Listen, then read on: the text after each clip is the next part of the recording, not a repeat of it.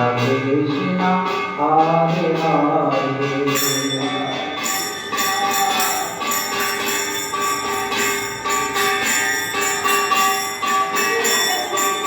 Hare Ram, Hare Ram, Ram Ram, Hare Hare.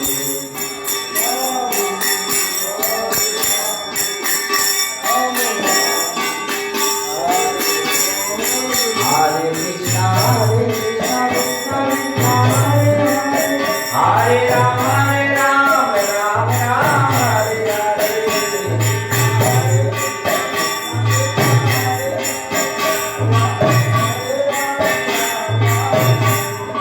Hare Krishna, Krishna Krishna, Hare Hare, Hare Ram, Ram Ram, Hare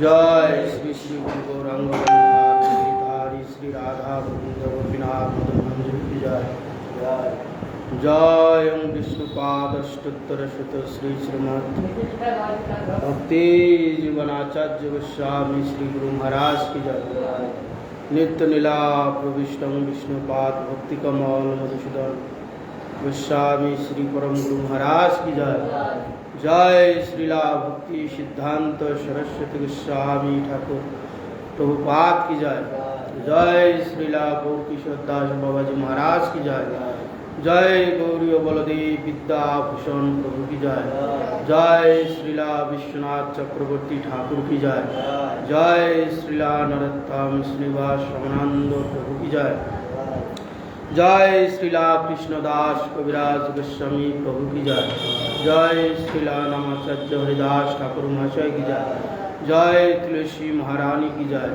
जय भक्ति देवी की जय जय भक्ति विघ्न भक्त विघ्न सर्व विघ्न विनाशानकारी भगवान नृसिंहदेव की जय जय जगन्नाथ बलराम सुभद्रा देवी की जय। जय चातुर्मास्य व्रत की जय। जय पूज्यपाद श्री ललित कृष्ण प्रभु की जय। समागत भक्त वृंद की जय। श्री श्री गुरु गौर प्रमानंदी।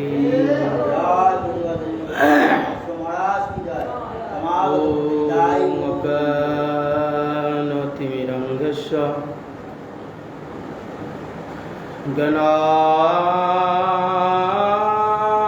ज्ञानाञ्जनशलाकया चक्षुरुन्मीलितं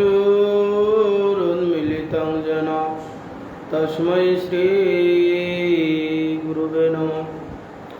श्री ब्रह्मवर्ध गौर्या सरस्वती नमस्तुते।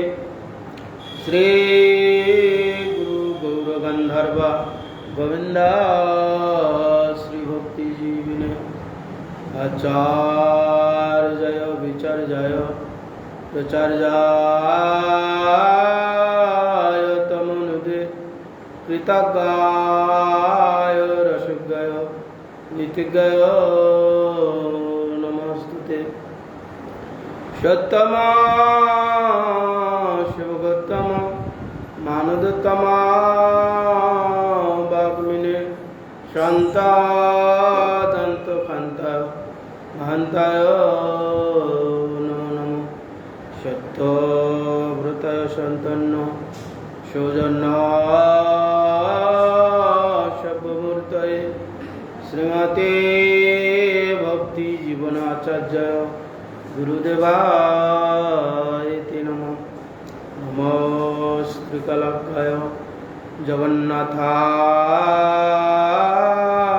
सुताय च सविताय सपुत्राय सकलत्राय ते नमः।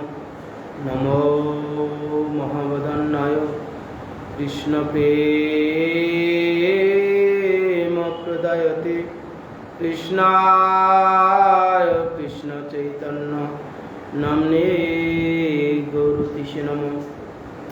वृंदावै तुलसी देवै प्रियाय केशवस्य च विष्णु भक्ति प्रतिदेवी सत्यवत्तये नमो नमः। नमस्ते नरसिंहाय प्रह्लाददायिने हिरण्यकश्यपुर्वक्षशिला टङ्कनखालये शुक्लाम्बरं धरं विष्णु शशिवर्णं चतुर्भुजं प्रसन्नवदनं ध्यायेत् सर्वविघ्नोपशान्तये। नारायण नमस्कृतं नरं चैव नरोत्तमं देवीं सरस्वतीं व्यासं ततो जयमुदीरयेत्। मूकं करोति वाचालं पङ्गुं लङ्घयति गिरिं यत्कृपातमहं वन्दे श्रीगुरुं दीनतारिणम्। हरे कृष्ण कृष्ण कृष्ण हरे हरे हरे राम राम राम हरे हरे। ग्रंथेर आरम्भ करे मंगलाचरण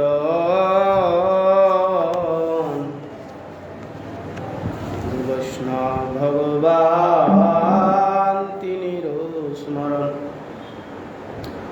तिनेर स्मरणे হয় বিঘ্ন বিনাশন অনায়াসে হয় নিজ বঞ্চিত পূরণ। ভক্তপদ রেণুয়ার ভক্তপদ জল ভক্তয় বশিষ্ঠ তিনি সাধু নির্বল। চৈতন্য চরিতামৃত থেকে আমরা আজকে একটু ক্ষীরচোরা গোপীনাথের প্রসঙ্গে মহাপ্রভু ক্ষীরচোরা গোপীনাথে গিয়ে ক্ষীরচোরা গোপীনাথকে দর্শন করেছিলেন নৃত্যাদি করেছিলেন, সেই সব শ্রবণ করো। এইসব মহাপ্রভু আস্বাদন করেছেন এবং ভক্তগণকে আস্বাদন করিয়েছেন। মহাপ্রভু শ্রীমদ্ ভাগবত শুনতেন, বেশিরভাগ ভক্তের চরিত্র কথা মহাপ্রভু বেশি শ্রবণ করতেন। ভক্তের কথা যখন আলোচনা হয়, ভগবান এসে শ্রবণ করেন, ভগবান অত্যন্ত প্রসন্ন হন। সেই জন্য ভগবানের লীলা কথা অপেক্ষা ভক্তগণের চরিত্র কথা আলোচনা করলে ভগবান অধিক প্রসন্ন হন। কেন? পিতামাতার কাছে যদি পুত্রের কেউ প্রশংসা করে, পিতামাতার যেরকম সুখবর্ধন হয়, ঠিক তদ্রূপ ভগবানের কাছে থেকে ভগবানের ভক্তগণের কথা আলোচনা করলে ভগবান ততোধিক সুখী হন। তো সেই ক্ষীরচোরা গোপীনাথের কথা মহাপ্রভু নিজে গিয়েছিলেন, গোপীনাথকে দর্শন করেছেন। গোপীনাথের গলার মালা মহাপ্রভুর মস্তকে পড়েছে। তারপরে যে ঈশ্বর পুরীপাদ গিয়েছিলেন, মাধবেন্দ্র পুরীপাদ গিয়েছিলেন, সেখানে মাধবেন্দ্র পুরীপাদের জন্যে ভগবান ক্ষীর চুরি করে রেখেছিলেন, তার জন্যে তার নাম হলো ক্ষীরচোরা হরি। ভক্তের জন্য তিনি চোর সাজলেন। এই রকম ভক্তের মহিমা, এই সমস্ত ভক্তের মহিমা যদি আমরা শ্রবণ করি, আমাদের কি ভক্তি পুষ্ট হবে।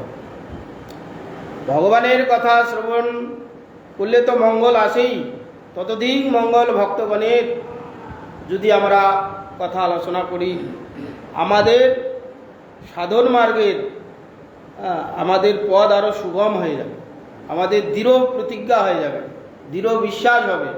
ভক্তগণের যত আমরা লীলা কথা শ্রবণ করি, কত না কষ্ট করেছে, ভগবানকে লাভ করার জন্য কত কষ্ট করেছে, এই সব কথা শ্রবণ করলে আমাদের যে সাধন মার্গের যে দুর্বলতা আছে, মাঝে মাঝে আমাদের দুর্বলতা এসে যায় বিভিন্ন কারণে, সেগুলো সেই সব ভক্তের কথা আলোচনা করলে, শ্রবণ করলে আমাদের চিত্ত আরও দৃঢ় হবে যে আমরা কোথা ভক্ত, আমাদের থেকে তারা কত বড় ভক্ত, তাদের এইরকম কত না কষ্ট, তারা ভগবানকে লাভ করার জন্য কত কষ্ট করেছে। প্রহ্লাদের চরিত্র তো আমরা শুনেছি, ধ্রুবের চরিত্র শুনেছি, হ্যাঁ, ইত্যাদি ইত্যাদি আরও কত বড় বড় ভক্তগণ আছে, কত না কষ্ট পেয়েছে। সেই জন্য এইসব মহাপ্রভু ভাগবতের ধ্রুব চরিত্র, প্রহ্লাদ চরিত্র, অম্বরীশ মহারাজের চরিত্র, পৃথু মহারাজের চরিত্র ইত্যাদি ইত্যাদি অধিক শ্রবণ করতেন। জয় জয় গৌরচন্দ্র জয় নিত্যানন্দ,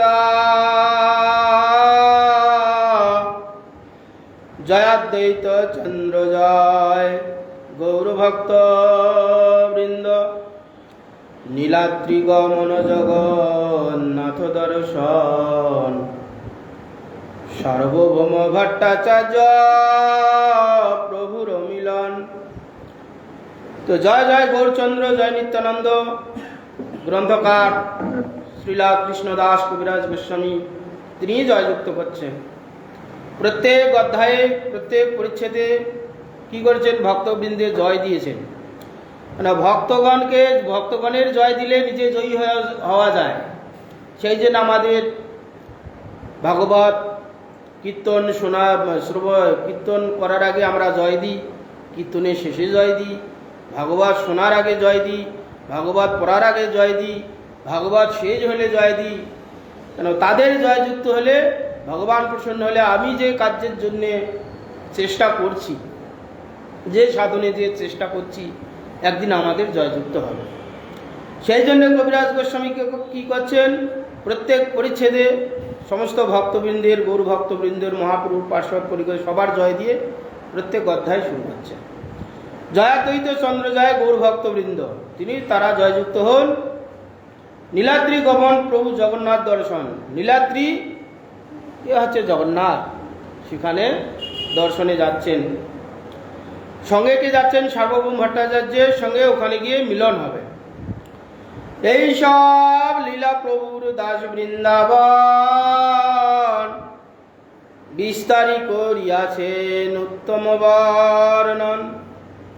সহজে বিচিত্র মধুর চৈতন্য বিহার, বৃন্দাবন দাস মুখে অমৃতের ধার। তো এই সমস্ত নীলাদ্রি গমন মহাপ্রভু কিভাবে গিয়েছিলেন, কিভাবে সার্বভৌম ভট্টাচার্যের সঙ্গে মহাপ্রভুর মিলন হয়েছিল, এইসব লীলার কথা বৃন্দাবন দাস ঠাকুর চৈতন্য মঙ্গলে, পরবর্তীকালে চৈতন্য ভাগবত হয়েছে, চৈতন্য ভাগবতে বিস্তারিতভাবে বর্ণনা করেছেন, সুন্দরভাবে পুঙ্খানুপুঙ্খানুভাবে বর্ণনা করেছেন। সহজে বিচিত্র মধুর চৈতন্য বিহার, মহাপ্রভুর যে লীলা, কিভাবে লীলা করেছেন, কিভাবে বিহার করেছেন, শ্রবণ করলেই পাষণ্ডীর পর্যন্ত চিত্ত বিগলিত হয়ে যাবে। এইরকম মহাপ্রভুর অপূর্ব বিহার। অতএব তাহা বর্ণিলে হয় পুনরুক্তি, দম্ভ করি বর্ণি যদি তৈছে নয় শক্তি। তো গ্রন্থকার কবিরাজ গোস্বামী বলছেন যে বৃন্দাবন দাস ঠাকুর অতীব সুন্দর করে সার্বভৌম ভট্টাচার্যের সঙ্গে যে মিলন সেগুলো বর্ণনা করেছেন। পুনরায় যদি আমি সেগুলো বর্ণনা করি পুনরুক্তি দোষ হবে, তাকে লঙ্ঘন করা হবে। সেই জন্য সেগুলো আমি করছি না। যেগুলো তিনি সেরে গেছেন, বর্ণনা করেননি, সেগুলো আমি বর্ণনা করব। আর যে লীলাগুলো বৃন্দাবন দাস ঠাকুর বর্ণনা করেছেন সূত্র আকারে সেগুলো আমি উল্লেখ করে যাচ্ছি। চৈতন্য মঙ্গলে যাহা করিলা বর্ণন, সূত্ররূপে এই লীলা করিয়ে সূচন। তার সূত্রে আসিতে না কইল বর্ণন, যথা কিঞ্চিত করি সে লীলার কথন। তো কবিরাজ গোস্বামী বলছেন যে চৈতন্য মঙ্গলে যাহা বর্ণনা করেছেন সেগুলো আমি আমার চৈতন্য চরিতামৃতে সূত্ররূপে শুধু সূচনা করে যাচ্ছি। তার সূত্রে আছে যাহা না করল বর্ণন, যেগুলো বর্ণনা করেননি তিনি সূত্র আকারে বলে গেছেন। কেন বৃন্দাবন দাস ঠাকুর যে সময়ে চৈতন্য মহাপ্রভুর লীলা কথা বর্ণনা করছিলেন, এক ধার থেকে বর্ণনা করতে করতে করতে করতে গ্রন্থ বিস্তার হয়ে যাচ্ছে। সেই জন্য কিছু কিছু সেরে চলে গেছেন, কিছু কিছু বর্ণনা করেছেন। মহাপ্রভু জন্ম থেকে সন্ন্যাস পর্যন্ত চৈতন্য ভাগবতে বৃন্দাবন দাস ঠাকুর বর্ণনা করেছেন। তারপরে করলেন না কেন? চৈতন্য প্রভুর সন্ন্যাসের পর করলেন না কেন? করলেন না এই জন্যে তৎকালীন যে সময় মহাপ্রভুর পরপরে যে বৃন্দাবন দাস ঠাকুর আদি চৈতন্য মঙ্গল গ্রন্থ লিখেছিলেন, সেই সময় এরকম চৈতন্য ভাগবত বা চৈতন্য মঙ্গল এরকম পাঠ হতো না। মঙ্গল গীত হতো, যেমন মনসা মঙ্গল, হরিমঙ্গল ইত্যাদি ইত্যাদি সব বিশ্বহরি গান টাইপের হতো। একজন সুরে বলে যেত, পরে পিছনে একজন দোয়ারি দিত। এই করতে গিয়ে গ্রন্থ বড় হয়ে গেছে। এবার এক রাত্রের গান, কোথাও দু রাত্রের গান শেষ করতে হবে। অধিক বর্ণনা করতে গেলে সময় কুলাবে না, সেই জন্যে কিছু কিছু সেরে গেছেন আর সন্ন্যাসের পরটা বর্ণনা করেননি। কবিরাজ গোস্বামী বলছে সেগুলো আমি আবার বর্ণনা করছি। করতে গিয়ে চৈতন্য চরিতামৃত কত বড় হয়েছে, চৈতন্য ভাগবত কত বড় হয়েছে। এখনকার মতন তো পাঠ হতো না, তখন মঙ্গল গীত হতো, গান। সেই জন্যে সম্পূর্ণভাবে বর্ণনা করতে পারেননি। সেই জন্য সেগুলো সূত্র আকারে বর্ণনা করে রেখে গেছেন। বৃন্দাবন দাস ঠাকুর দেখলেন যে সবটাই বর্ণনা না করতে পারলেও কিছু কিছু আমি সূত্র আকার করে যাচ্ছি, অন্তত সেই অবস্থাটা ভক্তগণ পরবর্তীকালে জানতে পারবে। সেইটাকে ধরে বৃন্দাবন কবিরাজ গোস্বামী আবার বিস্তারিতভাবে বর্ণনা করেছেন। সন্ন্যাসের পর মহাপ্রভু কি কি করেছেন, 24 বছর পর্যন্ত মহাপ্রভু গারস্থ লীলা ছিল, 24 বছর হচ্ছে সন্ন্যাস লীলা। তার মধ্যে দক্ষিণ ভারতে 6 বছর গমনাগমন হয়েছে, আর বাকি 18 বছর লীলা চলেছিলেন। এইসব বিস্তারিতভাবে কবিরাজ গোস্বামী চৈতন্য চরিতামৃতে বর্ণনা করেছেন। তো সেই জন্যে বলছে সূত্র আকারে দেহ কইল বর্ণন, যথাকিঞ্চিত সে লীলা করিও কথন। যেগুলো সেরে গেছেন তার থেকে নিয়ে কিঞ্চিতভাবে আমি বর্ণনা করব। অতএব তার পায়ে করি নমস্কার, তার পায়ে অপরাধ নৌক আমার। তো বৃন্দাবন দাস ঠাকুর বলছে তা অতএব সেই যে বৃন্দাবন দাস ঠাকুর পাদ পদ্মে আমার নমস্কার, তার চরণে যেন আমার অপরাধ না হয়। তার যেগুলো তিনি রেখে গেছেন বর্ণনা করেনি সেগুলো আমি বিস্তারিতভাবে বর্ণনা করছি। এইভাবে বর্ণনা করছেন কবিরাজ গোস্বামী। এই মতো মহাপ্রভু চলিলা নীলাচলে, চারি ভক্ত সঙ্গে কৃষ্ণ সংকীর্তন কুতূহলে। ভিক্ষা লাগি একদিন এক গ্রামে গিয়া, আপনে বহুত অন্ন আনিল মাগিয়া। পথে বড় বড় দানি বিঘ্ন নাহি করে, তা সবারে কৃপা করি আইলা রেমুনাতে। এইভাবে মহাপ্রভু চললেন নীলাচলে, চারি ভক্ত সঙ্গে সংকীর্তন করতে করতে নীলাচলে যাচ্ছেন নীলাদ্রি জগন্নাথকে দর্শন করার জন্য।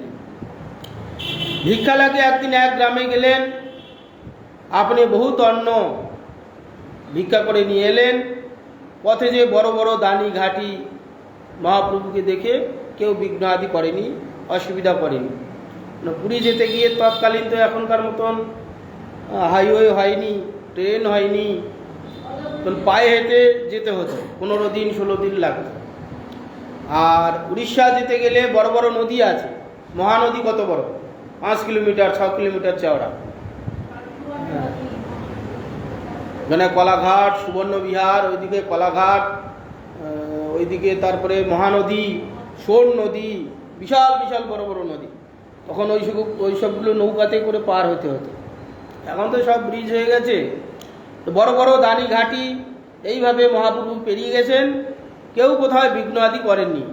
এই করতে করতে রেমুনাতে গিয়ে উপস্থিত হলেন, যেটাকে এখন ক্ষীরচোরা গোপীনাথ, যার জন্যে তিনি ভক্তের জন্য চোর সাজলেন, চোর বদনাম নিলেন। রেমুনাথে গোপীনাথ পরম মহান, ভক্তি করি কইল প্রভু তার দর্শন। তার পাদ পদ্ম নিকট প্রণাম করিতে,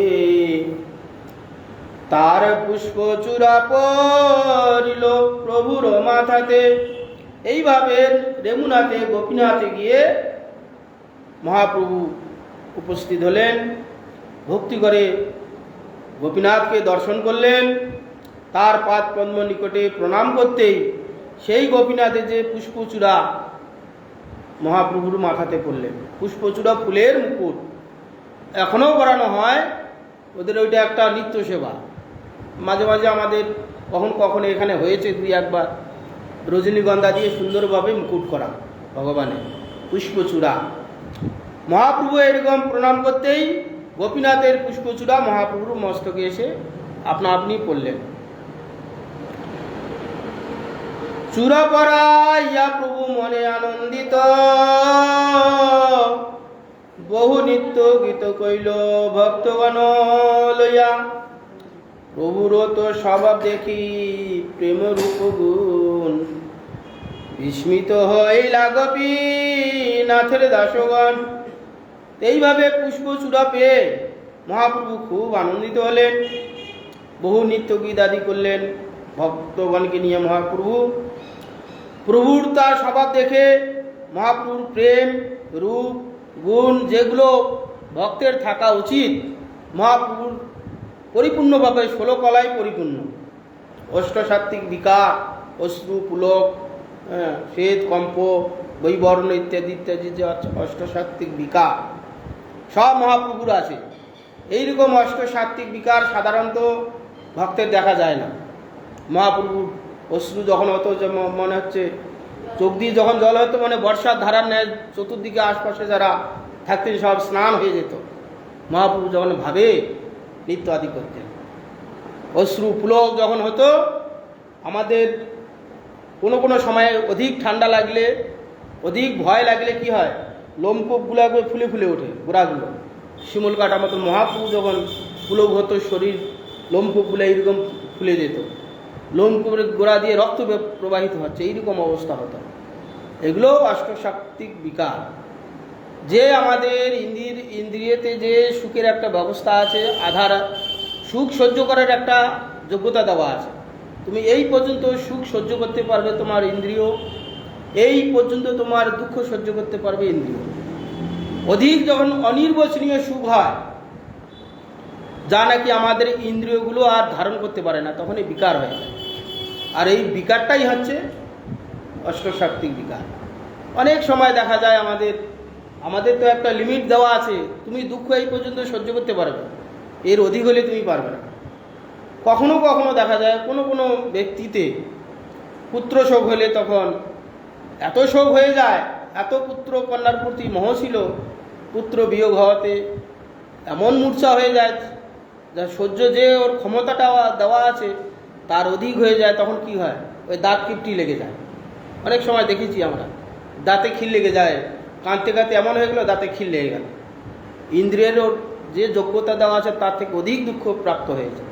তখন এই সেই হাতার ডান্ডি ঢুকি দিয়ে খুলে দিতে হয়। দেখেছি এগুলো, গ্রামগঞ্জে দেখেছি আমরা। এইরকম মহাপ্রভুর ভাব হতো। তো সেই জন্য এইরকম মহাপ্রভু যে প্রেম, গোপীনাথের সেবকগণ তারা মহাজ্ঞানী ছিলেন তৎকালীন, এখনকার কথা বলছি না, তৎকালীন তারা মহাপাণ্ডিত্য ছিল। ভক্তগণের যে ভাব দেখে তারা কি জাতীয় ভক্ত তারা সেটা বুঝতে পারতেন। সেই জন্য এখানে তারা মহাপ্রভুর এইরকম প্রেম দেখে, রূপ দেখে, গুণ দেখে, সমস্ত ভক্তগণের যতগুলো গুণ থাকা উচিত সমস্ত মহাপ্রভুর মধ্যে তারা প্রাপ্ত হয়েছিলেন, দেখেছিলেন। দেখে তারা খুব বিস্মিত হয়ে গোপীনাথের দাসগণ, যারা ক্ষীরচোরা গোপীনাথের সেবকগণ, তারা খুব আনন্দিত হয়েছিলেন। এই মতে প্রীতি কইল প্রভুর সেবন, সেই রাত্রি তাহা প্রভু করিল বাঞ্ছন। মহাপ্রসাদ ক্ষীরি লোভে রহিল প্রভু তথা, পূর্বে ঈশ্বর পুরী তারে কহিয়াছেন কথা। এইভাবে নানা মতে প্রীতি করলেন মহাপ্রভুকে গোপীনাথের সেবকগণ। সেই রাতে সেখানে মহাপ্রভু থাকলেন, নিত্যগীতাদি করলেন। তারপরে কি করলেন, মহাপ্রসাদ ক্ষীরচোরা গোপীনাথের প্রসাদ মহাপ্রভুকে দিলেন, মহাপ্রভুর সঙ্গে যারা ছিলেন তাদেরও দিলেন। পূর্বে ঈশ্বর পুরীপাদ ক্ষীরচোরা গোপীনাথের কথা মহাপ্রভুর আগে কীর্তন করেছিলেন, শ্রবণ করিয়েছিলেন। সেই ক্ষীরচোরা গোপীনাথের প্রসিদ্ধ তার নাম। ক্ষীরচোরা গোপীনাথের ব্যবস্থা আছে, রাত্রিকালীন দ্বাদশ কেলি নামক অমৃত ভোগ হয়, এখনো হয় সেটা। অমৃত কেলি ক্ষীর, দুধকে জাল দিয়ে দিয়ে ক্ষীর, তো আমরা সবাই জানি ক্ষীর কীভাবে হয়। সেই ক্ষীর রাত্রিবেলা 12টা মাটির ভাণ্ডে ভোগ দেওয়া হতো। এইটা হচ্ছে প্রসিদ্ধ। এই হচ্ছে ক্ষীরচোরা গোপীনাথ। বহু পূর্বে তিনি প্রকাশিত হয়েছিলেন।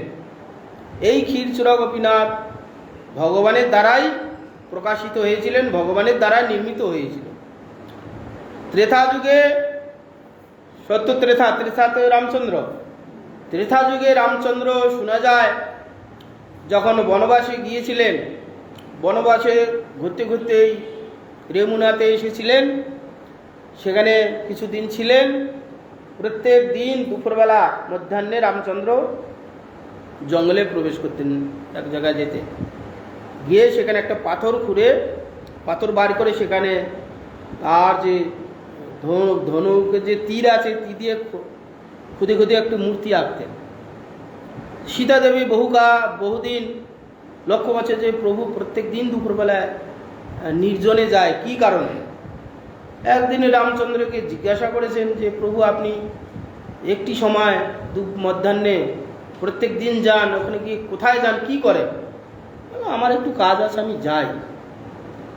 এই করতে করতে সীতা দেবী একদিন মনে সংশয় হয়েছে যে কোথায় যায়, আমি লক্ষ্য রাখব। তো রামচন্দ্র যথারীতি গেছে, গিয়ে ওই পাথরটা বার করে খানিকটা আবার অঙ্কন করে আবার পাতাটা চাপা দিয়ে চলে এসেছে। সীতা দেবী তখন অস্পষ্ট মূর্তি হয়েছে, পুরোপুরি হয়ে গেছে, অল্প বাকি আছে। দিয়ে সীতা দেবী বার করে দেখলেন সুন্দর একটি বিষ্ণু মূর্তি, কৃষ্ণ মূর্তি। তখন যে কৃষ্ণ অবতার হবেন সীতা দেবী জানতেন না। কৃষ্ণ জানে, রামচন্দ্র জানেন যে এর পরের অবতার আমি এই অবতারে আসবো, এইরকম আমার মূর্তি হবে। রামচন্দ্র চলে আসার পর সীতা বার করে এটাকে খুব লোভ হয়েছে, সেই মূর্তিটার গায়ে হাত টাত দিয়ে তাকে আদরা দিয়া করে আবার যেমন মাটিতে চাপা দেয় চাপা দিয়ে চলে এসছে। পরের দিন আবার রামচন্দ্রের কাছে যেই তীর দিয়ে অঙ্গ খোদাই করতে গেছে সঙ্গে সঙ্গে দেখছে গা দিয়ে রক্ত বেরোচ্ছে। তখন রামচন্দ্রের সর্বনাশ, এই বিগ্রহকে কে স্পর্শ করেছে? স্বয়ং শক্তি সীতা দেবী বোধহয় স্পর্শ করেছে, তার স্পর্শে এই প্রাণদান প্রাপ্ত হয়েছে। তারপরে ফিরে এসে সীতাকে বললেন যে আমি যে এক জায়গায় যেতাম, একটি মূর্তি অঙ্কন করতাম, সেটাকে তুমি গিয়েছিলে, স্পর্শ করেছিলে? বলে হ্যাঁ প্রভু, আপনার এইরকম মূর্তি আমি কখনো দেখিনি। কিসের জন্য এই মূর্তি, কার মূর্তি, কেন এই মূর্তি আঁকছেন? তখন বললেন যে দেখো, এর পরের অবতার আমার এই অবতার হবে, এইরকম আমার মূর্তি হবে, ত্রিভঙ্গ মূর্তি। এই মূর্তিতে এরপর আমি জগতে প্রকাশিত হব। যাও, তোমার স্পর্শে তো প্রাণদান পেয়ে গেছে, তাহলে এর তো সেবা পূজা করতে হবে। তাহলে কে করবে? তখন ভগবান রামচন্দ্র ব্রহ্মাকে স্মরণ করাতে ব্রহ্মা সত্যলোক থেকে এসে নিত্য আদি সেবা করতেন, তারপরে ইন্দ্র আদি সেবা করতেন, বড় বড় ভক্তগণ করতেন। করতে করতে বহুকাল থেকে এইভাবে সেবা চলে আসছে। তারপরে বহুকাল হয়ে গেলে মাধবেন্দ্র পুরীপাদ এক সময় বৃন্দাবন গিয়েছিলেন। তিনি অযাচিত বৃত্তি ছিলেন, পরবর্তীকালে সেগুলো আলোচনা হবে। তিনি অযাচিত বৃত্তি ছিলেন, কারো কাছে কিছু চেয়ে খাবেন না। ভগবানের প্রতি বিশ্বাস, দৈবের প্রতি বিশ্বাস, ভগবান যদি আমাকে অন্নবস্ত্র যোগান দেন, যদি দেন খাবো, যদি না দেন না খাবো, এইরকম পুরোপুরি ভগবানেতে শরণাগত। নিজের চেষ্টা নেই। নিজের চেষ্টা কি? ভগবানের নাম করব, ভগবানকে কিভাবে প্রাপ্ত হব, ওই পর্যন্ত। তার যে শরীর নির্বাহ করার জন্য যে প্রয়োজন, চেষ্টা করেননি। পুরোপুরি যাকে ভগবানের চরণে সমর্পণ, ভগবান যদি দেন খাবো, যেদিন দেবেন না সেদিন অনাহারেই থাকবো। এইরকম মাধবেন্দ্র পুরী অযাচক বৃত্তি, কারো কাছে কিছু চেয়ে খাবেন না, এইরকম বৃত্তি তার ছিল। সেই ভক্তগণের কহে প্রভু সেই দক্ষান, ভক্তগণের মুখে পরপর এই ভগবানের চরিত্র কথা শুনছেন। মহাপ্রভু ঈশ্বর পুরীপাদের কাছ থেকে শুনেছেন, সেই জন্যে শুনে ক্ষীরচোরা গোপীনাথকে দর্শন করার মহাপ্রভুর ইচ্ছা হয়েছে। ক্ষীরচোরা গোপীনাথে গিয়ে উপস্থিত হয়েছে। পূর্বে মাধব পুরীর লাগি ক্ষীর কইলা চুরি, অতএব নাম হইল ক্ষীরচোরা করি। পূর্বে মাধব হরিটা করি, হরি হবে হয়তো, বানান কেন ভুল করেছে। পূর্বে মাধব পুরী আইলা বৃন্দাবন, ভ্রমিতে ভ্রমিতে গেলা গিরি গোবর্ধন। তো পূর্বে এরকম মাধবেন্দ্র পুরীর লাগি ভগবান কি করছেন? চুরি করেছেন। কত বড় ভক্ত হলে ভগবান তার জন্যে বস্তু চুরি করে রেখে দেন। কতটা ভক্ত হলে, কতটা ভগবানেতে আত্মসমর্পণ হলে ভগবান তার নিজ সেবক বনের জন্যে বস্তু রেখে দেন। জানে সেখানে আমার একটি ভক্ত এসেছে, ক্ষীর প্রাপ্ত, ক্ষীরের লোভ হয়েছে। লোভ হয়নি, মাধবেন্দ্রপুরী বৃন্দাবনে গিয়েছিলেন, সেখানে বৃন্দাবন ভ্রমণ করতে করতে গোবর্ধনে এসেছিলেন। গোবর্ধনে সেখানে বজ্রের নির্মিত যে গোপাল আছে, সেখানে তিনি গোপাল সেবা করতেন। গোপাল আবার তাকে আদেশ করলেন, কোথা আসো মাধব, তোমার জন্য করি পথ নিরীক্ষণ, কবে আসি মাধব আমায় করিবে সেবন।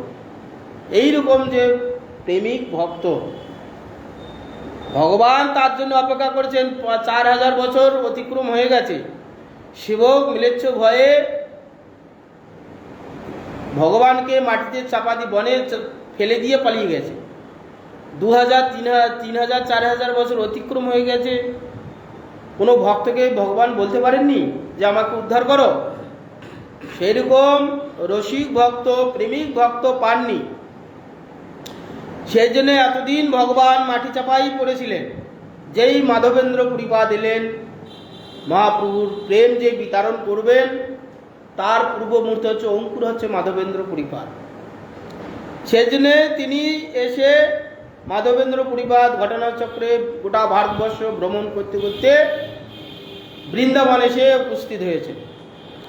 সেই সময় সেখানে বৃন্দাবন দর্শন করে, গোবর্ধন দর্শন করে, সেখানে বজ্রের যারা যে নির্মিত গোপাল সেখানে দর্শন করতে গিয়েছিলেন। ওখানে গোবিন্দকুণ্ডে গিয়ে বসেছিলেন। তখন এই গোপাল তাকে স্বপ্ন দিলেন যে আমি এই কুঞ্জে পড়ে আছি, আমাকে উদ্ধার করো। আগে সেই গোবর্ধনের উপরেই সেবা আদি করতো, তারপরে সব পালিয়ে গিয়েছিল সেবকগণ। তো সেখানে এসে মাধবকে বললেন, মাধব আমি এই কুঞ্জে থাকি, আমাকে তুমি উদ্ধার করো। এই উদ্ধার করে আবার সেই গোবর্ধনের উপরেই সেবা পূজা হতো। তারপরে সে ভ্রমণ করতে করতে আবার এখানে এসেছে। এসে বলছেন যে আমার তো শুনেছি এখানে গোপীনাথের দ্বাদশ নামক কেলি ভোগ হয়, ভাণ্ড ক্ষীর ভোগ হয়। ক্ষীরের স্বাদ যদি আমি পেতাম, কি জাতীয় স্বাদ, এইরকম স্বাদ বুঝে বৃন্দাবন গিয়ে আমি আমার গোপালের সেই রকম ক্ষীর ভোগ দিতাম। এইটা তার বাসনা হয়েছিল, যে নিজে খাওয়ার জন্য নয়, তার খাওয়ার লোভ হবে কোথায়, তিনি তো চেয়ে খান না। কেউ যদি অযাচিতভাবে কিছু দেয় খায়, কিছু না দিলে না খায়, তার খাওয়ার লোভও হবে না। তার লোভটা হয়েছে কোথায়, আমার যে গোপাল, গিরিধারী গোপাল আছে গোবর্ধনে, ওখানে সেবা পূজা হচ্ছে, আমি এই ক্ষীরের স্বাদ পেয়ে আস্বাদন করে সেই রকম সেই জাতীয় ক্ষীর আমি ওখানে গোপালকে ভোগ লাগাবো। এই জন্যে তিনি একটি বাসনা করেছিলেন যে ক্ষীর একটু পেলে স্বাদ আস্বাদন করে আমি গোপালের ভোগ লাগাতাম। পূর্বে মাধবেন্দ্র পুরী লাগিয়ে ক্ষীর করলেন চুরি। এইরকম ভক্তের জন্য ভগবান কি করলেন, পূজারীগণ প্রত্যেক দিন সন্ধ্যাবেলায় ক্ষীর যেমন ভোগ রাত্রিকালীন ভোগ দেওয়া হয়, এইরকম ভগবানের ভোগ লাগিয়েছে। আরতি হয়েছে, আরতির পর যেমন আমাদের ভোগ লাগানো হয়, ভোগ লাগানো হয়েছে, যথারীতি ভোগ সমাপন হয়েছে। আবার ভোগ বার করবে ভগবানের অচিন্ত মায়ার দ্বারা, প্রত্যেক দিন গনে গনে বার করে পূজারী। কিন্তু ভগবানের অচিন্ত শক্তি, অচিন্ত মায়ার দ্বারা ভগবানের ইচ্ছা একটি ক্ষীর আমি আমার ভক্তের জন্য রেখে দেব। সেদিন সেবক ভুলে গেছে, গুনতে ভুলে গেছে, 11টা নিয়ে গেছে, মনে করছে 12টাই এনেছি। ভগবান কি করেছেন, তার এই যে ত্রিভঙ্গ মূর্তি, তার শাড়ির আসলে একটি ভগবান নিজে লুকিয়ে রেখেছে। সেবক মনে করছে 12টায় বার করেছি, 12টা বার করিনি। যেমন ঠাকুর স্বয়ং আদি দেয়, মাধবেন্দ্র পুরীপাদ সেই সময় ওই হাটে, ভাঙ্গা হাট, সেখানে একটা হাট ছিল তৎকালীন, সেখানে নাম বসে বসে নাম করছিলেন।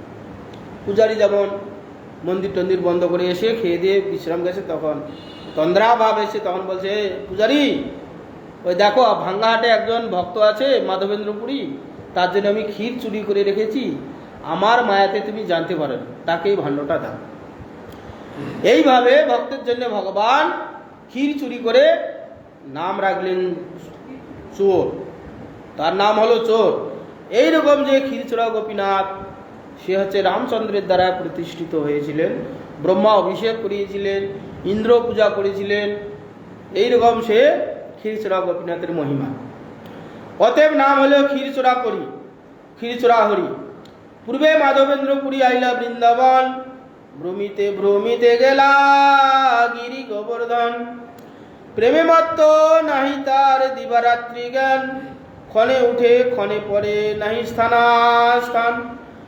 এইভাবে পূর্বে মাধবেন্দ্র পুরীপাদ গোটা ভারতবর্ষ ভ্রমণ করতে করতে বৃন্দাবনে গিয়ে উপস্থিত হলেন।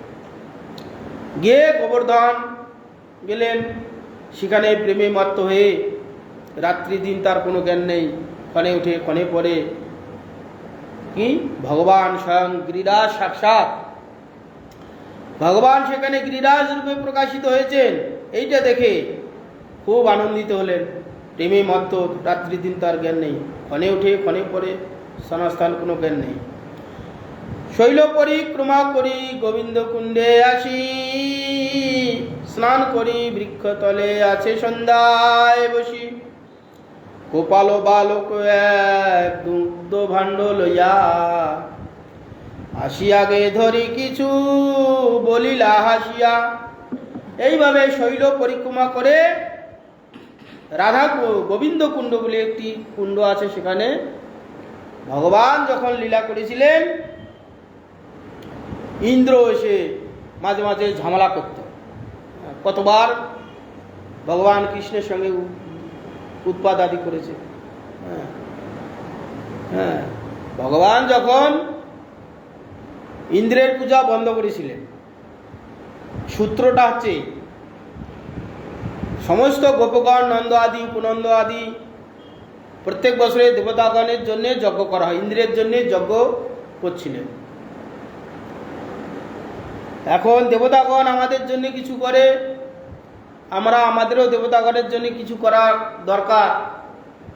কেন দেবতাগণ বর্ষা দেয়, অগ্নি আমাদের শরীর পুষ্ট করে, আমরা বহু কঠিন কঠিন বস্তু গ্রহণ করি, রান্না করে খাই, আবার সেখানে পেটের মধ্যে পাকস্থলে দিকে সেখানে আবার জঠরা অগ্নি আছে, সেই বস্তুটাকে আবার পাক করে হজম করে। তাহলে অগ্নিদেব, সূর্যদেব আমাদের কাজ করে, অগ্নির জন্য কিছু করতে হবে।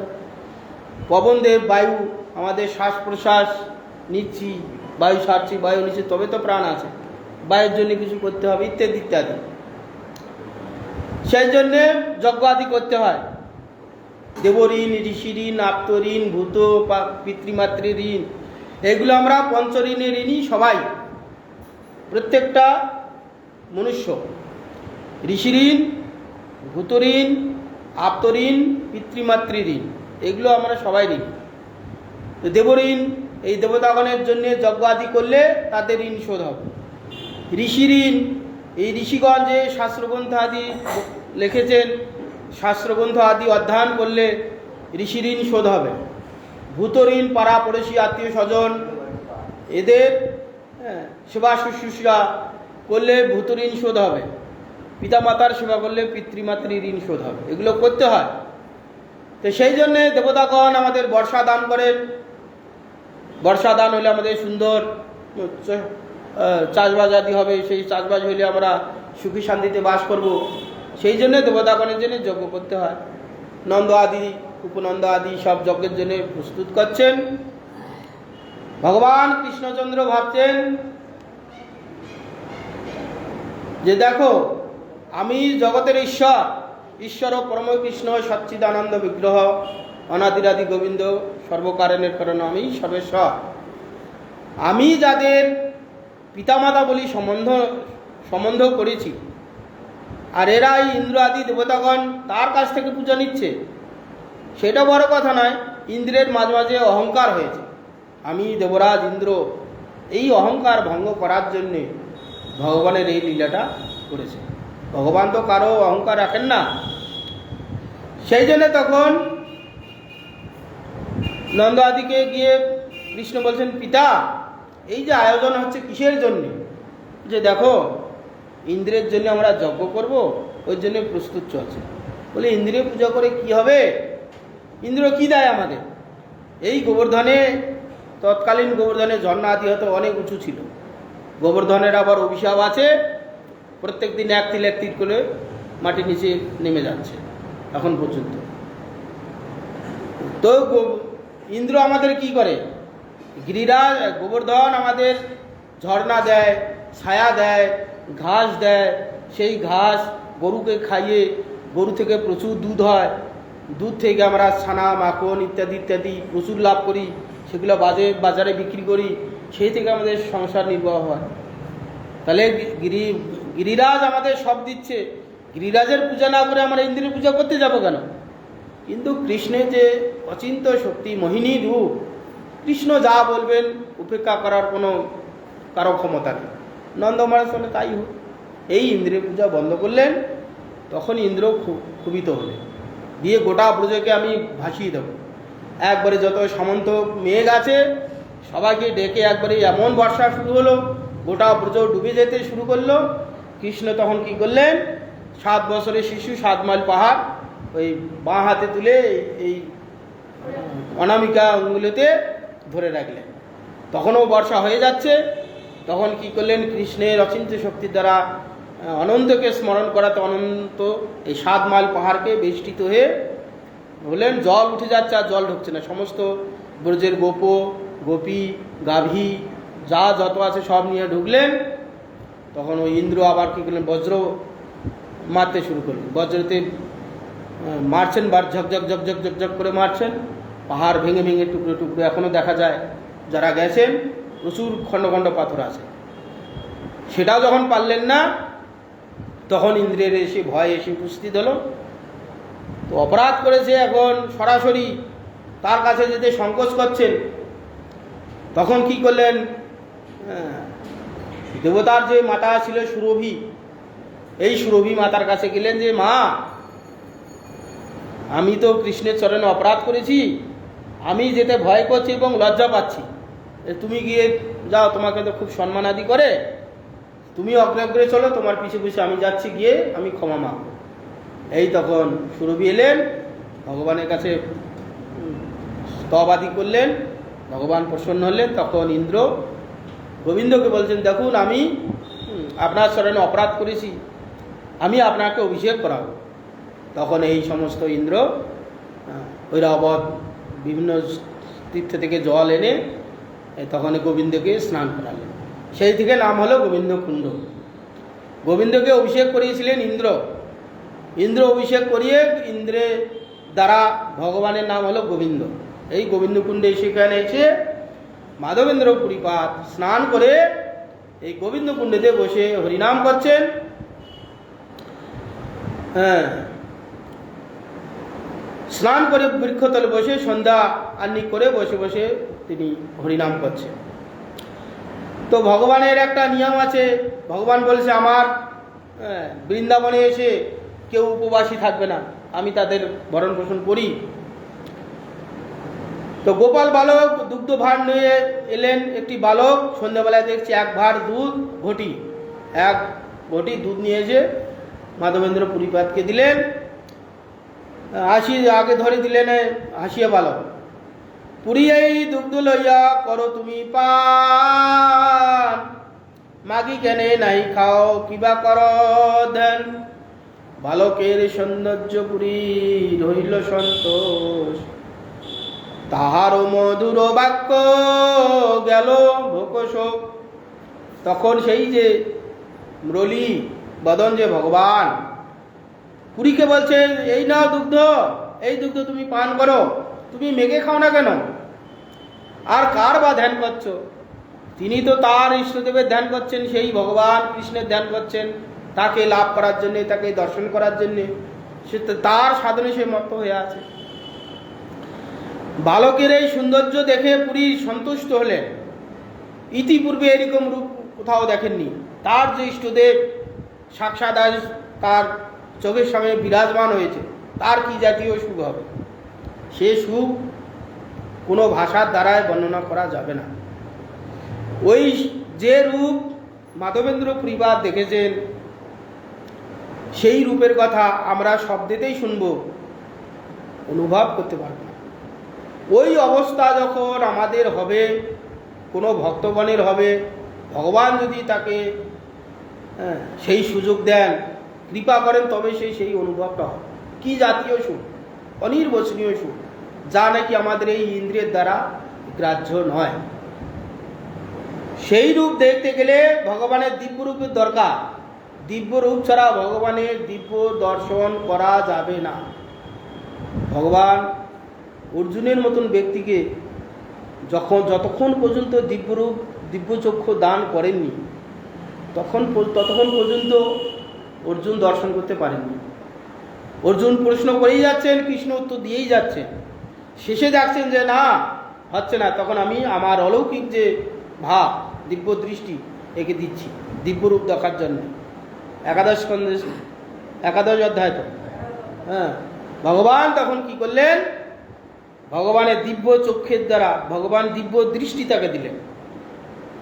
ভগবানের দিব্য দৃষ্টির দ্বারা অর্জুন যখন দিব্য চক্ষু পেলেন, তখন ভগবানকে কি দেখলেন? হ্যাঁ, সর্বব্যাপ্তভাবে দেখলেন কৃষ্ণকে। ভগবানকে যখন আমরা দর্শন করব, ভগবান যখন আমাকে দিব্য চক্ষু দান করবেন, ভগবানের দিব্য চক্ষের দ্বারা ভগবানের দিব্য রূপ দর্শন করতে হবে। সেই জন্য প্রত্যহ আমাদের ভগবানের কাছে এসে প্রার্থনা করা উচিত, হে প্রভু আমাকে দর্শন করুন, আমাকে দর্শন করে আপনি আমাকে দিব্য চক্ষু দান করুন। ওই দিব্য আপনার দিব্য চক্ষু দানের দ্বারা আপনার দিব্য রূপ আমরা দর্শন করতে পারব। যেটা মাধবেন্দ্র পুরীপাদের হয়েছে, যেটা নারদ গোস্বামীর হয়েছিল। তপস্যা করার পর ভগবান কি করলেন? একবার ঝলক দর্শন দিলেন, একবারে বিচ্ছুরিত হয়ে গেল। সেই রূপ দর্শন করার জন্যে নারদ গোস্বামী তার পিছু পিছু ধাবিত হলো। সেই রূপটা আরেকবার দেখবো, আরেকবার দেখবো, সারা জীবন সেই ওই ভাবটা আছে।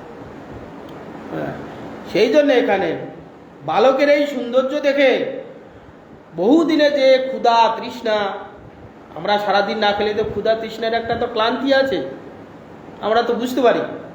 কখনো কখনো আমাদের সেই সুযোগ ভগবান দেন, জন্মাষ্টমী, নৃসিংহ চতুর্দশী, গৌর পূর্ণিমায় সারাদিন না খেয়ে থাকি।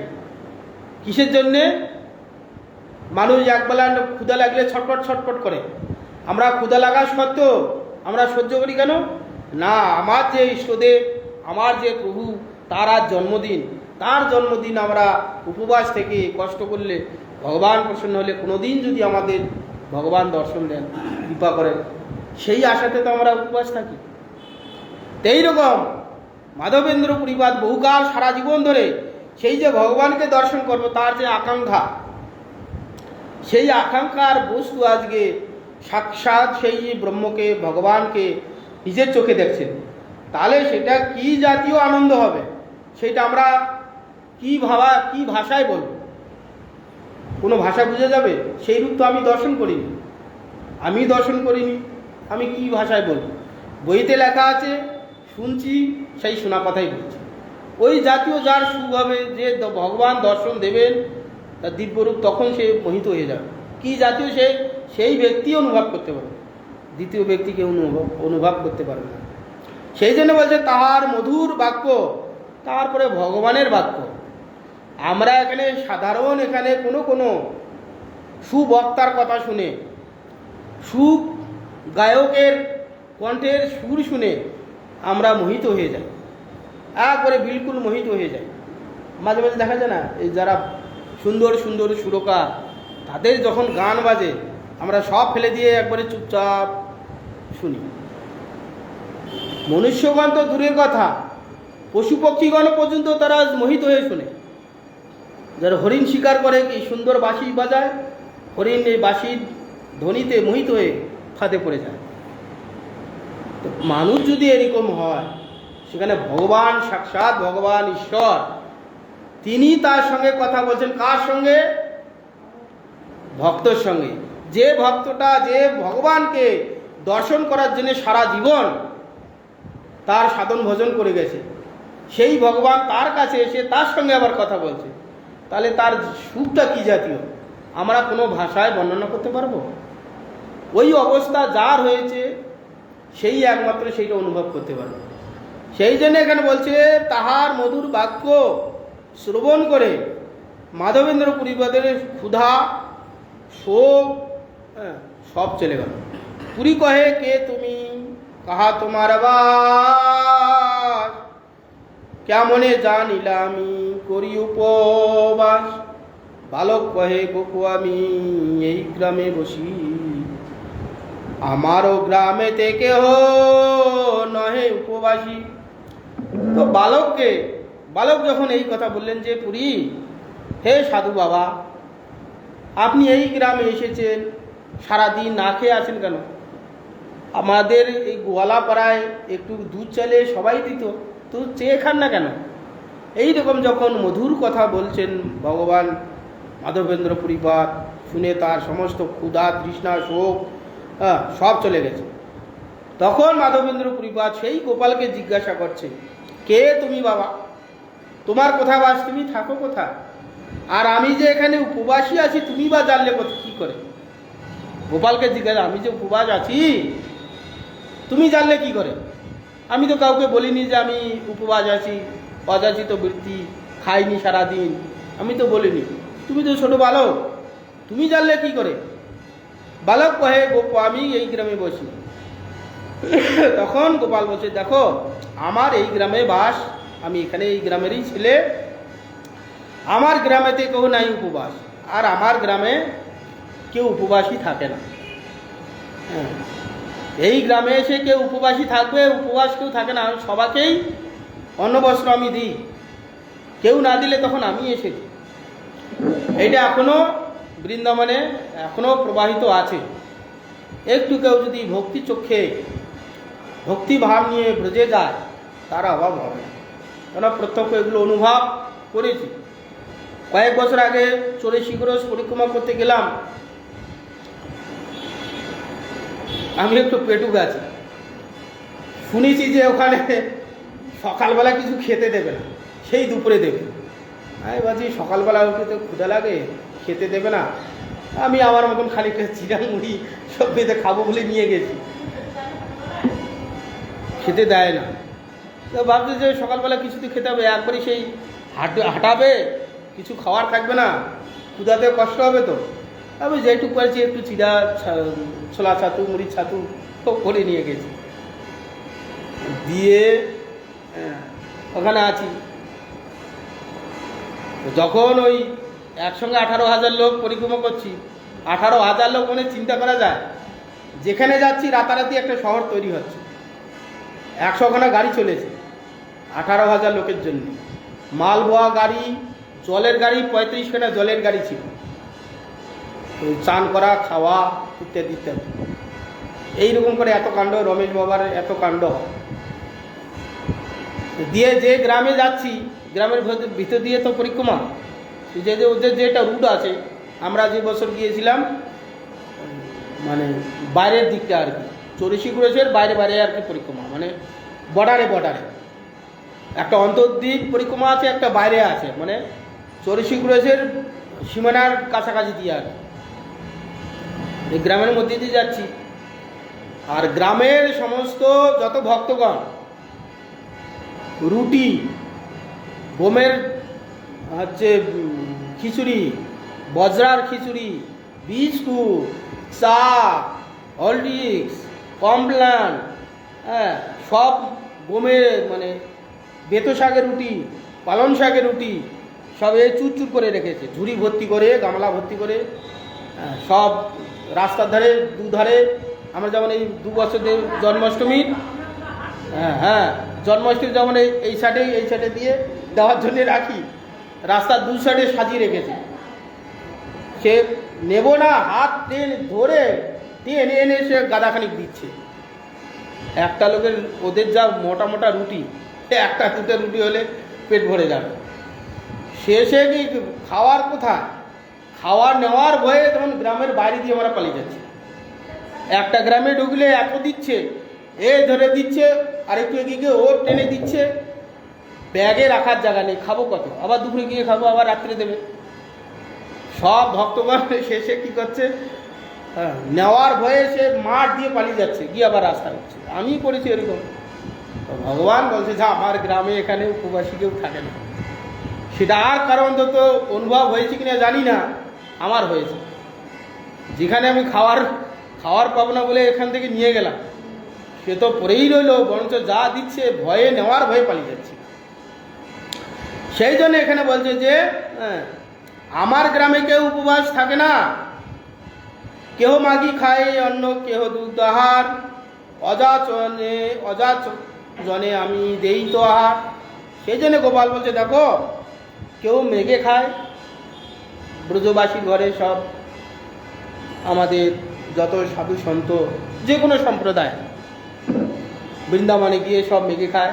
ব্রজবাসীগণ এমন দয়ালু, সেখানে গেলেই তারা আদর করে দেয়, অন্ন বস্ত্র যা দরকার সব দিয়ে দেয়।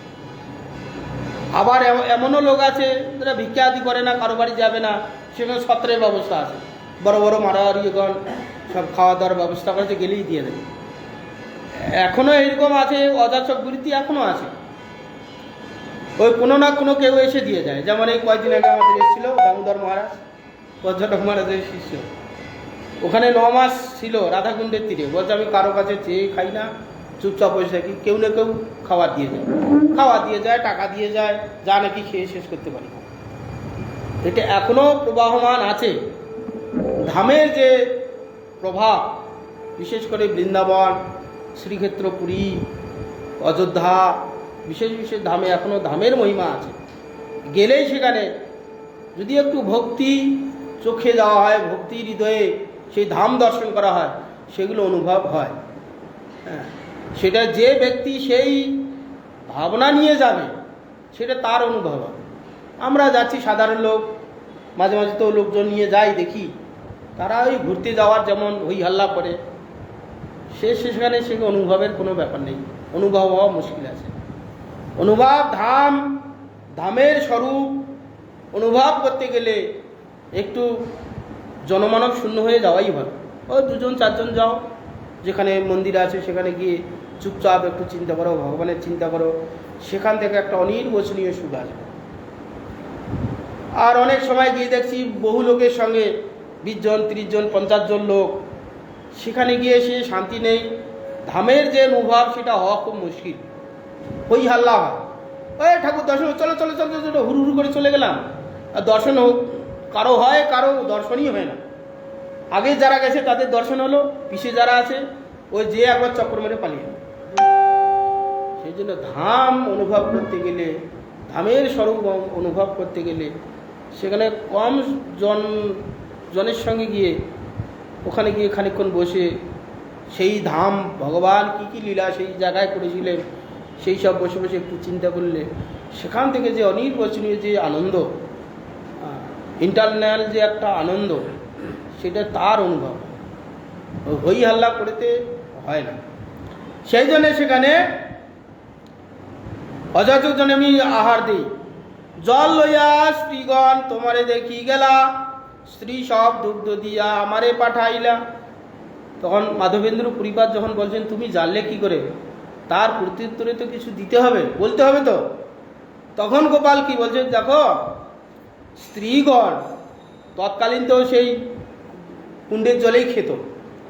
হ্যাঁ, শুনেছি, বর্ধমানেও শুনেছি গুরু মহারাজ বলতেন যে আগে সব বড় বড় পুকুরের জলও খাত, এখনও খায় ওই সমুদ্রের ধারে, দক্ষিণ 24 পরগনা, মেদিনীপুর, এখনও যে দেখুন পুকুরের জলে রান্না করে না, এখনও করে। আমি তো গিয়ে, আমাদের তো সেই অভ্যাস নেই, গিয়ে প্রথম কি অস্বস্তিকর, বাবা এই জলে রান্না করছে, আমি খাবো না। ওই পুকুরে দেখছি গরুকে চান করাচ্ছে, মানুষ চান করছে, কাপড় কাচ্ছে, ওই জল নিয়ে এসে হাঁড়িতে ফুটিয়ে, যখন জল ফুটছে তখন চাল ঢেলে দিয়ে ভাত রান্না হচ্ছে। আমি মেদিনীপুরে গিয়ে দেখেছি। আমি বলছি ও অন্য খাবো না, বলছে বাবা এখানে এই খেতে হবে। আমি একবার গিয়েছিলাম মেদিনীপুর, কি জায়গাটা যেন, আমাকে জল আনতে পাঠালো। গুরুমা যে কারো হাতে জল খাওয়া যাবে না, অদীক্ষিত লোক তো, যাও তুমি জল নিয়ে আসো। তো 2 কিলোমিটার 3 কিলোমিটার জল আনতে গেলাম, সেই ক্যানেলের মাঝে মাঝে মাঝে মাঝে। একবার এদিকে পার হই, গাছপালা আছে, কাদা তো মিলছে জল। তৎকালীন তো জলের ওইদিকে অভাব, না গেলে বুঝতে পারবে না। লেয়ার আছে 1000-1500 ফুট নিচে লেয়ার, 1000-1500 ফুট নিচে লেয়ার। একটা কল বসাইতে গিয়ে, এই চাপা কল বসাইতে গিয়ে 1 লাখ, 1.5 লাখ, 2 লাখ টাকা খরচা হয়। হ্যাঁ, ওই সমুদ্র ছিল তো, পলি পরে তো ওগুলো হয়েছে না, লেয়ার নিচে। একবার যাই, একবার এই গাছ গুড়ি ফেলে দেওয়া আছে, গাছের গুড়ি উপর দিয়ে যাচ্ছে, ভয় লাগছে যদি পড়ে যায়, একবার ধপ করে কাদা জলে পড়ে যাব। একটা মাথায় জলের পুজো নিয়েছি আর একটা বালতি, মানে সারা রাত তো জল খেতে পারবো না। আবার কি জল আসবে, গাড়ি জলের ট্যাঙ্কি আসবে, গাড়ি তৎকালীন উঠবে, আজ 25 বছর আগের কথা বলছি। দিয়ে নিয়ে এলাম, যে জলের কষ্টটা বুঝেছি। তখন বুঝলাম যে কেন এরা এই পুকুরের জলে রান্না করে, শুধু খাওয়ার জলটা জোগাড় করে, সবজি ধোয়া, হ্যাঁ, ভাতটা হচ্ছে পুকুরের জলেই করে, এখনও করে ওইদিকে যেখানে কলের ব্যবস্থা হয়নি। এখনও আগে থেকে অনেকটা ভালো হয়েছে। হ্যাঁ, এখনো আছে ওখানে। কলের জল পছন্দ করবে? ভালো সিদ্ধ হবে না, ওখানকার ওই সিস্টেম, আর সিদ্ধ হবে না, কলের জল চাই। এখনো ওই অবস্থা আছে। সূর্য পড়ে তো, সূর্যের জিনিসটা পবিত্র। যা হোক, এইরকম কষ্ট আছে।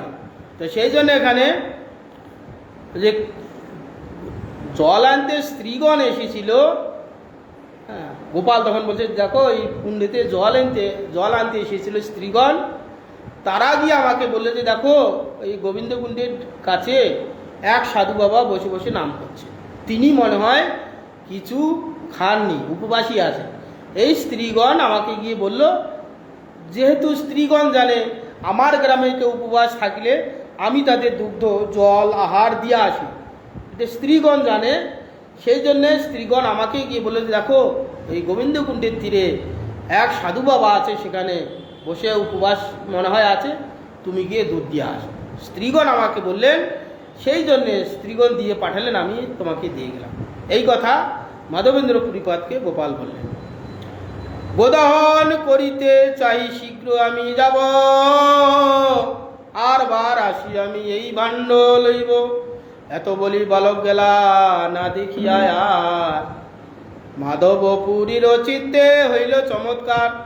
এই বলে ভগবান যখন মধুর স্বরে বললেন, ভগবানের কথা শুনে তো এমনি সে মোহিত হয়ে যাবে, আর কিছু বলতে পারলেন না, যে তুমি এই দুগ্ধ পান করো, দেখো এই সন্ধ্যা হয়ে গেছে, হ্যাঁ, গো দহন করতে হবে, গাভীর দুধ দুইতে হবে, সকালবেলা একবার দোয়া হয়, সন্ধ্যেবেলা একবার দোয়া হবে, গো দহন করতে যাব, তুমি খেয়ে ভাণ্ডটা রেখে দাও, আমি পরে এসে এই ভাণ্ডটা আবার নিয়ে যাব। এত বলি বালক চলে গেলেন। মাধবেন্দ্র পুরীর চিত্তে হলো চমৎকার। এই যে সাক্ষাৎ ভগবানকে দেখেছে, যাকে দর্শন করার জন্যে সারা জীবন সে ব্রহ্মচারী হয়ে সাধু হয়ে সারা জীবন তাকে দর্শন অন্বেষণ করে গেছে, সেই অন্বেষণীয় বস্তু যার জন্যে, যেমন আমরা ধরুন যারা ভক্তগণ আছি, ভগবানকে লাভ করার জন্যে, ভগবানকে দর্শন করার জন্যে সারা জীবন নিরামিষ খাচ্ছি, এর হাতে খাবো না, ওর হাতে খাবো না, অমুক খাবো না, তমুক খাবো না, এটা একটা আমাদের সাধন হচ্ছে। যারা আমরা আশ্রমবাসী, ঘর সংসার করিনি, পিতামাতা ছেড়ে এসেছি কিছু তো একটা পাওয়ার জন্যে, শুধু শুধু তো আসিনি, আর শুধু শুধু এলে থাকতেও পারবে না, কিছু এর মধ্যে একটা ইন্টারনাল সুখ আছে। কি সুখ? আমরা ভগবানকে লাভ করব, ভগবানকে দর্শন করব, ভগবানকে লাভ করব, ভগবান ধামে যাব, এই যে একটা ইন্টারনাল সুখ আছে, এই সুখের জন্যেই আমরা ঘর সংসার, যা নাকি পিতামাতাকে সারা যায় না, স্ত্রীকে সারা যায় না, পুত্রকন্যাকে সারা যায় না, হ্যাঁ, পুত্রকন্যা কত লাঞ্ছনা গঞ্জনা করে, তাও এক একজন ঘর সংসার ছাড়তে পারে না, পারে? স্ত্রী পুত্রের কত পদতাড়িত হচ্ছে, লাঞ্ছিত হচ্ছে, তাও ছাড়তে পারে না। সেইগুলো সেরে যে এসে একটা তো কিছু সুখ আছে, ইন্টারনালি সুখ না থাকলে সে থাকতে পারে না। কি?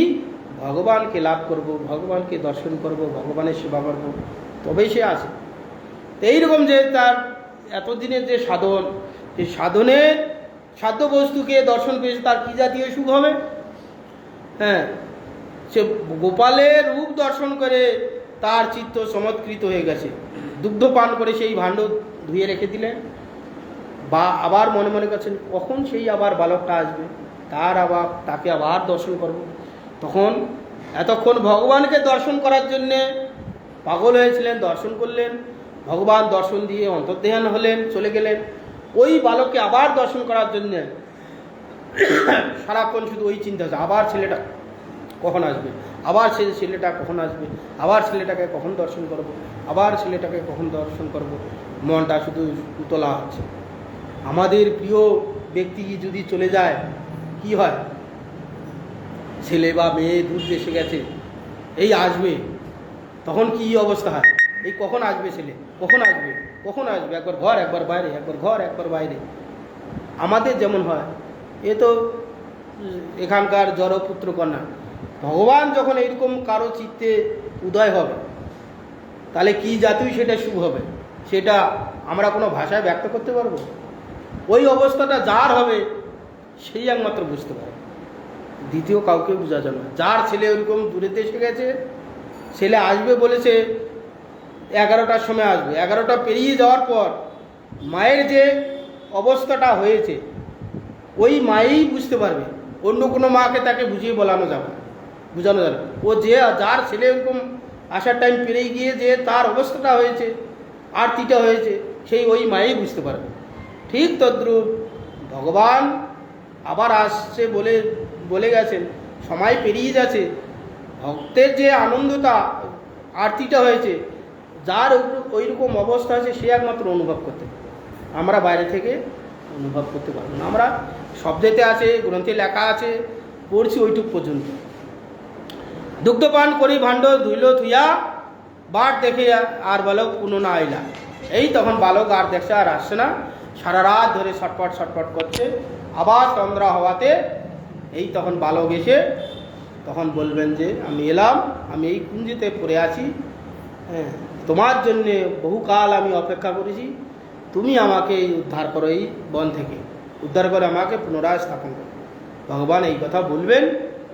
তারপরে ব্রজবাসীগণকে ডেকে কুড়াল কোদাল ইত্যাদি ইত্যাদি মাটি খোঁড়ার যন্ত্র নিয়ে এসে গোপালকে তখন বার করে তখন আবার পুনরায় গোবর্ধনে স্থাপন করবে। থাক বাঞ্ছা কল্পতরুভ্যশ্চ। হ্যাঁ, এটা হচ্ছে বজ্রের দ্বারা নির্মিত হয়েছিলেন ভগবান কৃষ্ণ, কৃষ্ণের পুত্র প্রদ্যুম্ন, প্রদ্যুম্নের ছেলে অনিরুদ্ধ, অনিরুদ্ধের ছেলে হচ্ছে বজ্র।